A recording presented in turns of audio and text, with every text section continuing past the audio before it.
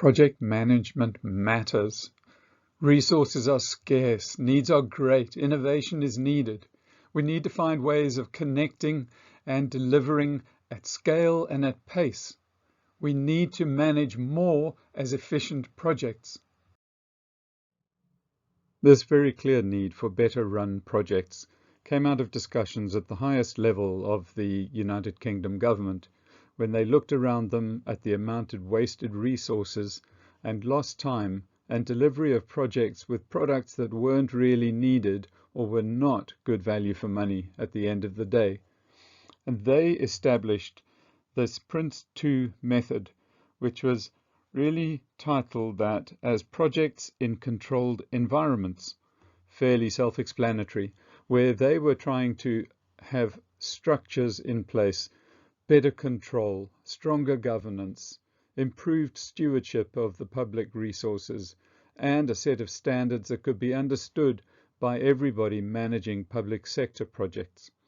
This, of course, then spilled over into the private sector and has become a standard across much of the Western world. If we're going to try and deliver projects at pace and scalable and integrated and quality and within all sorts of tolerances in order to innovate and meet the needs of the current and the future, then we need to know the standards and the delivery and the background and the achievements of project and program managers that we're talking to. That's one of the reasons that certification matters. Certification does give us a generally common language, no matter whether you're doing your PRINCE2 certification, your PMP, your Agile PM, your project office, your portfolio and program management certifications. What you do when you do certification is you demonstrate your own commitment to the profession, you demonstrate your commitment to your personal growth, you demonstrate to people that you're serious, you put yourself in a place where you may be considered for additional responsibility, for promotion, for movement to a different department, or you may be looking to move to a different company, and when you've been looking at ads, you see the need for certification. It matters, and part of it is also that it can motivate you.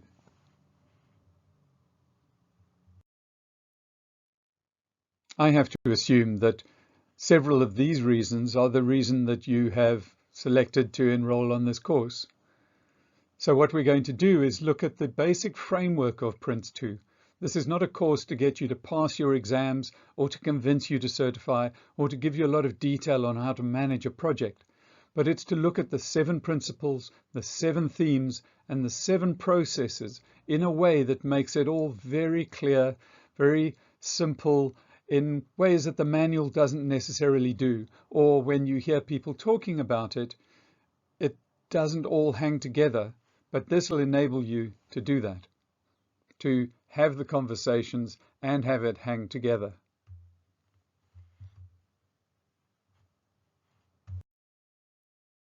I have a friend who says, I have principles, but if you don't like them, I have others.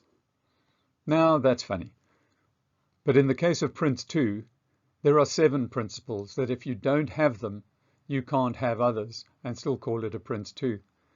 PRINCE2 at a minimum requires you to have a continuous business justification, to be learning from experience, past and current, as you go forwards, to manage by exception and not by just reporting every detail that's going on, to have defined roles and responsibilities in your management board, and to focus on products and not activities, to manage by stages so that you have clear boundaries you have to cross at particular points in the project with approvals from the board. And then, very importantly, that you are able to tailor the project to suit the project management system, to suit the project. A simple, straightforward, short project with a couple of people doesn't require the same amount of governance as does a technical, complex, longer running project with a number of different resources from different organizations. These are the principles that must be present in your project.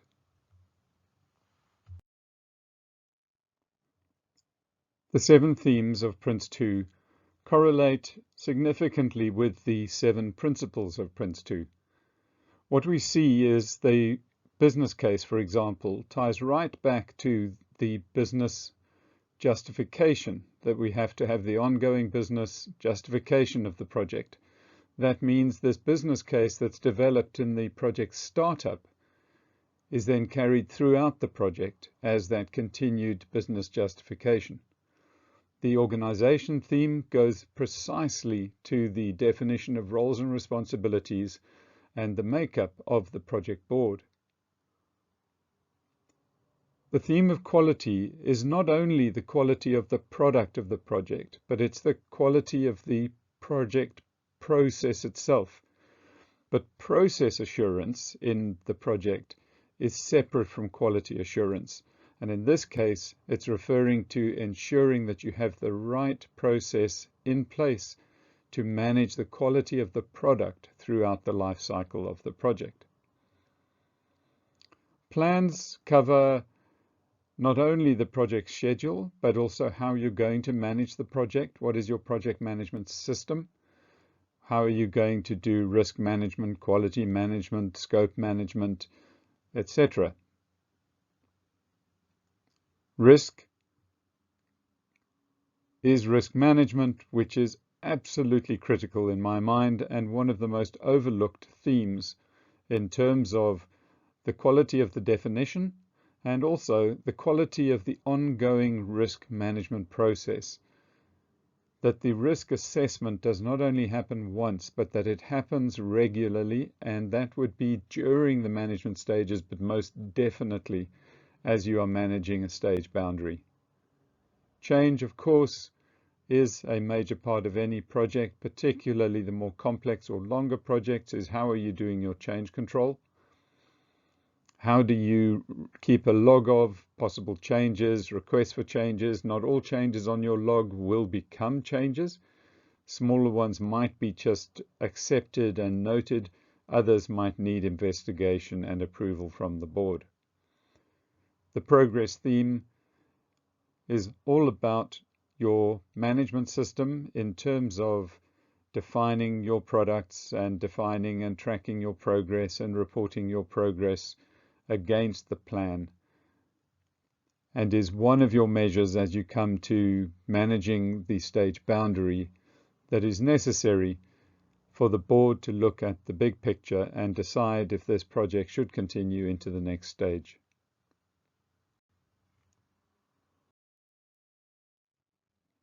The 7 processes of PRINCE2 have to be there. They are the life cycle and the management cycle of a PRINCE2 project. So we have to think about having the startup process, which is when you get commissioned by an executive or by the program management office, the portfolio office, or a customer who's asking you to look at whether a particular project would be feasible to produce a particular product or service or a type of change. The startup is that where your business case is first outlined, where you're looking at the project management organization, you're looking at lessons learned from the past which should be included in your assessment of the feasibility of this project. If you go through the startup phase and the board or the sponsoring executive decide that this should go forward as a project, you will have 2 things happen. You will go into the initiation stage, and concurrently you will be appointing the board who will be responsible for directing the project. So your project manager will be assisting in appointing the board, and the board will be providing guidance and direction to the project manager as he or she initiates the project. The initiation phase is where you are now defining your management system. You are creating a project initiation document, which is a living document, which makes the name a little bit interesting, because for me it's a project definition report. It's something that goes beyond initiation because it has to be a living document if there are managed changes going on in the project scope, time, duration, the way that you're going to manage the project. You have to keep this document current. But it is through the project initiation that you develop all of your management systems, and you refine your plan and your schedule, and what are your management stages and your milestones and your boundaries, and at which point do you do that. So that's all happening in the initiation stage.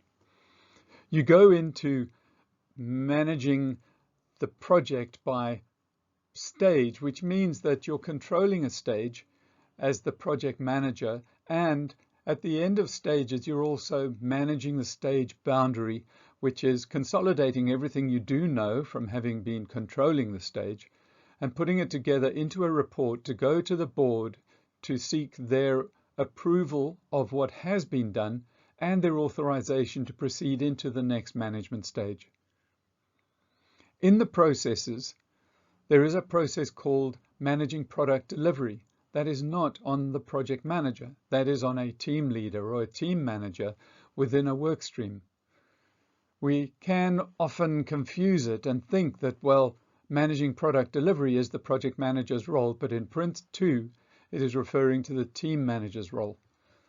Of course, sometimes the project manager is the team manager as well, due to a specialization or resource shortage. But in general, it's to understand that the project manager is controlling the stage, and in the stage, the various team managers are delivering the products within their work stream. Having done that, you are looking at the closing stage or the closing process, and that can be in the penultimate stage or the final stage of the project, where you are bringing together all of the final delivery of the product, and at the same time treating it as coming to a stage boundary, which happens to be the closing of the project, or you actually have a closing stage. So you could be coming to the end of the last product stage and compiling all the information which can prove to the board that this project can close, and the board can then authorize you to go ahead with all of the closure activities, such as releasing resources, consolidating invoices, having the suppliers paid, making sure that the project product is handed over into business as usual, into the users, and then you have completed the 7 processes of PRINCE2. Let's get going. We're going to go into looking at the 7 principles first, as they are the foundation. Then we will look at the 7 themes, and then we will look at the 7 processes. This means that in the process of this primer for PRINCE2, we will look at 21 different aspects of a PRINCE2 project, and that should be enough for us as a primer to help us jumpstart any studies we want to do and to engage in meaningful conversations with those around us.